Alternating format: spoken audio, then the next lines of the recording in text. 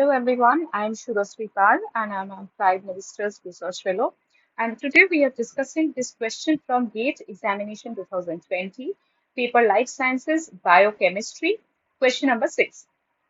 And the question states, binding of an antibody to its cognate antigen does not involve option A, covalent bonds, option B, electrostatic forces, option C, van der Waals forces, and option D, hydrogen bonds.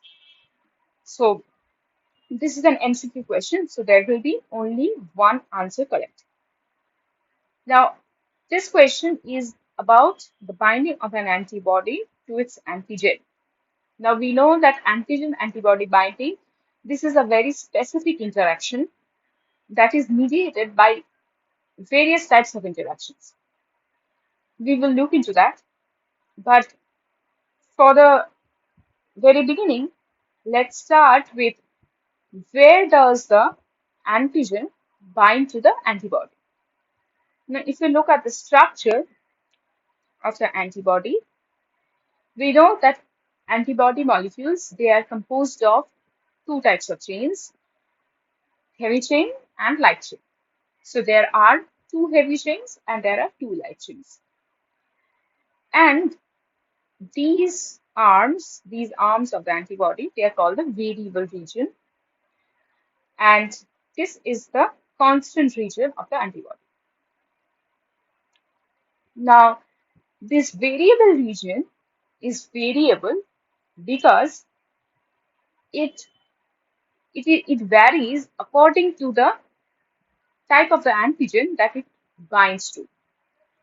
Okay, so this is the antigen, and on the antigen, there are some surface molecules or some conformations on the surface, some molecules on the surface that are recognized by the variable region of the antibodies. And that particular region is called the epitope of the antigen, which is recognized by the variable region of the antibody. Now, in the variable region of antibody, there are some regions which are called the hypervariable regions.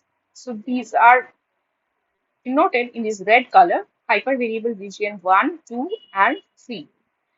So let me write it here, hypervariable region.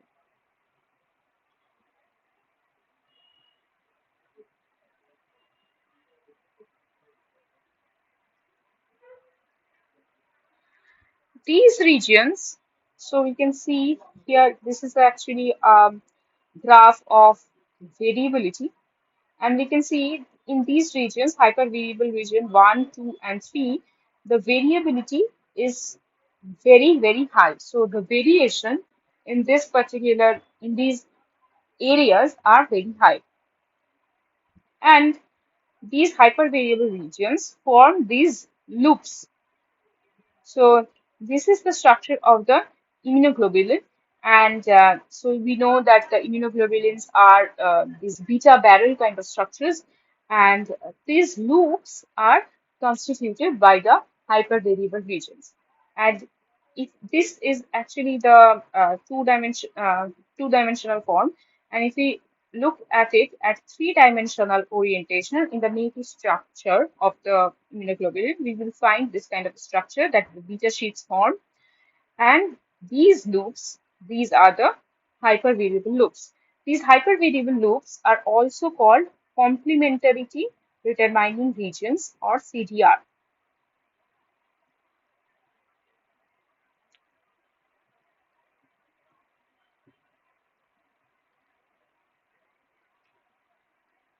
Complementarity determining regions, or these are also called the CDR loops. And these loops, these shown in red color, that actually forms the antigen binding site of the light chain variable region. So here we can see that this is the light chain, and here in the light chain we can see this kind of hypervariable loops which form the antigen binding site of the antibody molecules. And why is there hypervariation? So that it can change according to the diversity of the antigens. Now, this structure recognized by the antibody is called an antigenic determinant or epitope of the antigen. Some of the most important pathogens have polysaccharide coats, and antibodies that recognize epitopes formed by the sugar subunits of these molecules are essential in providing immune protection against such pathogens. However, the antigens that provoke immune response are proteins. For example, protective antibodies against viruses recognize the viral coat proteins. In all such cases, the structures recognized by the antibody are located on the surface of the protein. So, as I was mentioning, the surface of the molecule that actually serves as an epitope. Now, such sites are likely to be composed of amino acids from different parts of the polypeptide chain that have been brought together by protein folding. Antigenic determinants of this kind are called the conformational or discontinuous epitopes. So these are conformational epitopes because these epitopes are formed by the particular protein folding, by the three-dimensional folding or the three-dimensional conformation of the native protein antigen. Right? So that is why they are called the conformational epitopes, because the structure recognized is composed of segments of the protein that are discontinuous in the amino acid sequence of the antigen but are brought together in three-dimensional structure. Okay, because these amino acid sequences can be far apart, but when the protein is folded together, these amino acid sequences may be brought together and they form a discontinuous epitope or a conformational epitope. In contrast, there is another type of epitope which are called a linear epitope or continuous epitope. That is what? That is when an epitope is composed of a single segment of the polypeptide chain. It is called a continuous or linear epitope. Now, we will discuss that we have discussed the portions where the antigen binds to the antibody. Now, we will discuss the types of interactions that are involved in this antigen-antibody binding. So, the very first thing to consider here is that the antigen and antibody, they are bound together by non-covalent forces. Okay, so there is no covalent bonding or no covalent interaction between an antigen and antibody binding, which is why the antigen and antibody binding is reversible. So it can bind, the antigen can bind to the antibody and it can be freed from the antibody. So there are these non-covalent forces. Now we will discuss them one by one. First is the electrostatic forces. So attraction between opposite charges. So what can be the opposite charges? For example, this kind of thing that when there is a positive charge on the antigen and there is a negative charge on the antibody or vice versa.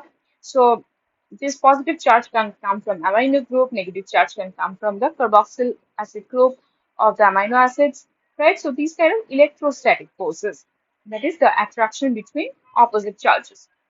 Next, coming to the hydrogen bonds. We know that hydrogen shared between electronegative atoms form the hydrogen bond.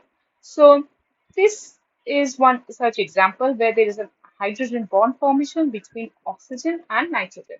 So the hydrogen bonds can form between two electronegative atoms, one from the antigen, one from the antibody. Next, the van der Waals forces.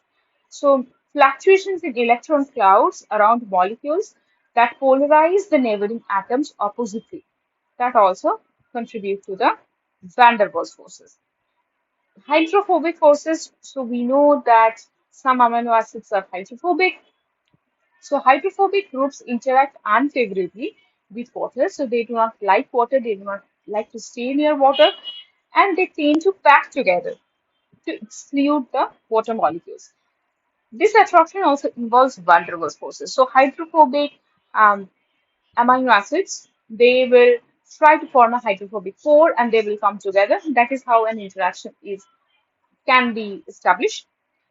And the cation pi interaction also, where non-covalent interaction between a cation and an electron cloud of a nearby aromatic group. So when there are aromatic amino acids, this kind of cation pi interaction can also take place.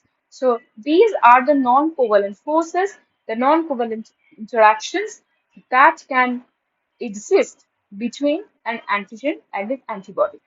So now coming to the question,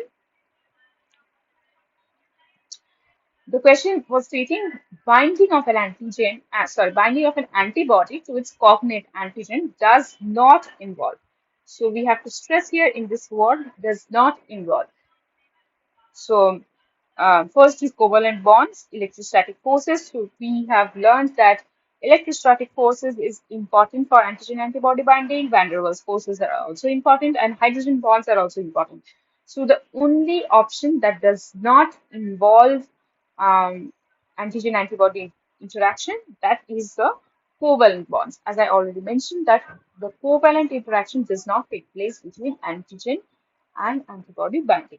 So that is our answer, covalent bonds. And that's it. Thank you.